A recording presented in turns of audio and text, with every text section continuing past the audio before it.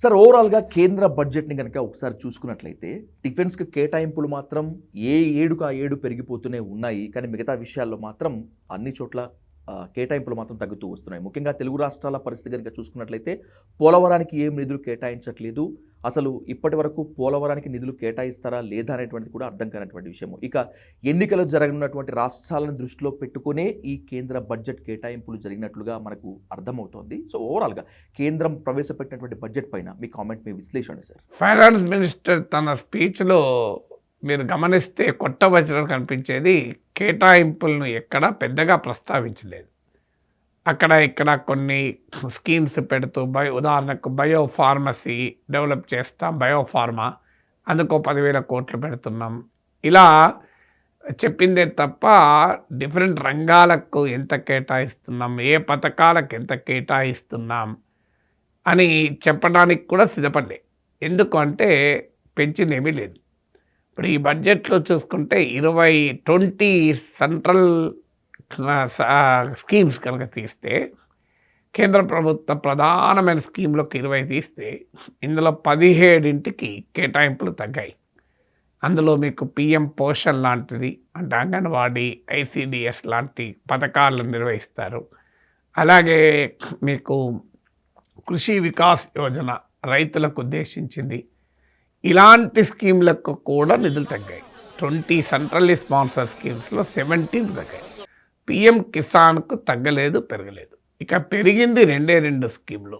ఒకటే స్కీమ్ ఒక రకంగా చెప్పాలంటే, ఎందుకంటే జాతీయ ఉపాధి హామీ పథకం వేరు, వికసిత భారత్ జీరామ్జీ పథకం వేరు కనుక ఆ రెండింటి మధ్య కేటాయింపుల్ని మనము పోల్చలేము. అందువల్ల ఇక పెరిగింది ఒకటి ఏంటంటే ప్రధానమంత్రి గరీబ్ అన్న కళ్యాణ్ యోజన. దీంతో పాటు వ్యవసాయము, గ్రామీణాభివృద్ధి, విద్య, ఆరోగ్యము, మీకు క్రాప్ ఇన్సూరెన్స్, ఇలాంటి వాటికి కూడా నిధులు తగ్గించేశారు.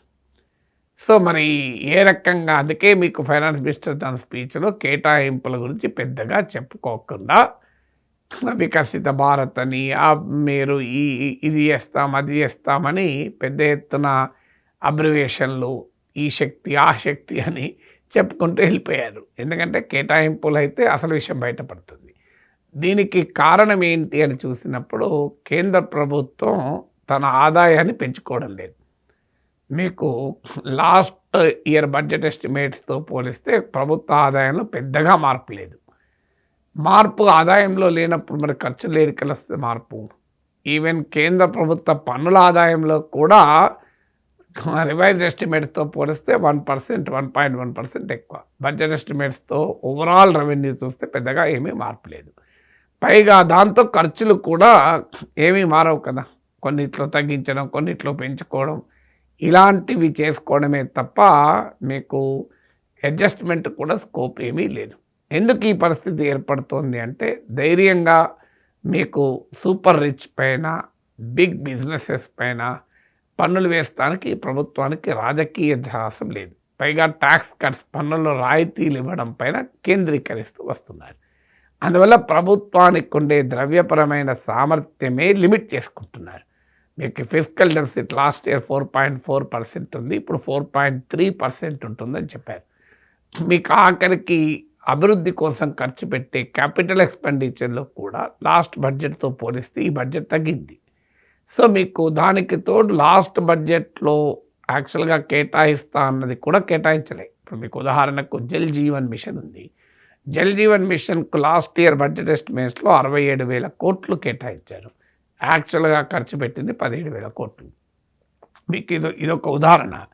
సో అందువల్ల ప్రభుత్వం లాస్ట్ ఇయర్ బడ్జెట్లో కేటాయించిన చాలా పథకాలకు రియాలిటీలో ఖర్చు పెట్టలే. అలాంటప్పుడు ఇప్పుడు బడ్జెట్లో మళ్ళీ తగ్గించినప్పుడు అసలు ఇది కూడా ఖర్చు పెడతారన్న గ్యారంటీ లేదు.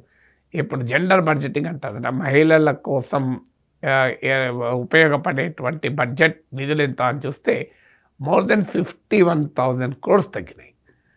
మీకు ఆ రకంగా మీకు ప్రధానమైన రంగాలన్నిటికీ కూడా కేటాయింపులు తగ్గిన తర్వాత ఇది వికసిత భారతానికి ఏ రకంగా దోహదం చేస్తుంది అనేది మొదటి ప్రశ్న. రెండవది, ఇవాళ అభివృద్ధి భారం ప్రధానంగా రాష్ట్ర ప్రభుత్వాలు మోస్తున్నాయి. ఉదాహరణకు మీకు దేశంలో అభివృద్ధి సంక్షేమాలపైన ప్రజలపైన ప్రత్యక్షంగా ఖర్చు పెట్టే దాంట్లో 60% రాష్ట్రాలే పెడుతున్నాయి.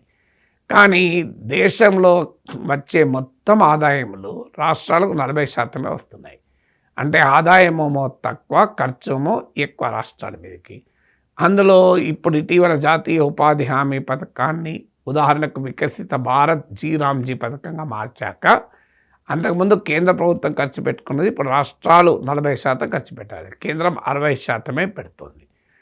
ఈసారి 16వ ఆర్థిక సంఘం సిఫారసులను అమలు చేస్తున్నట్లు ప్రకటించారు. కానీ రాష్ట్రాలకు వచ్చే వాటా 41% దగ్గరే ఉంటుంది అని. వాస్తవంగా తెలంగాణ లాంటి రాష్ట్రాలు 50% వాటా కావాలన్నారు.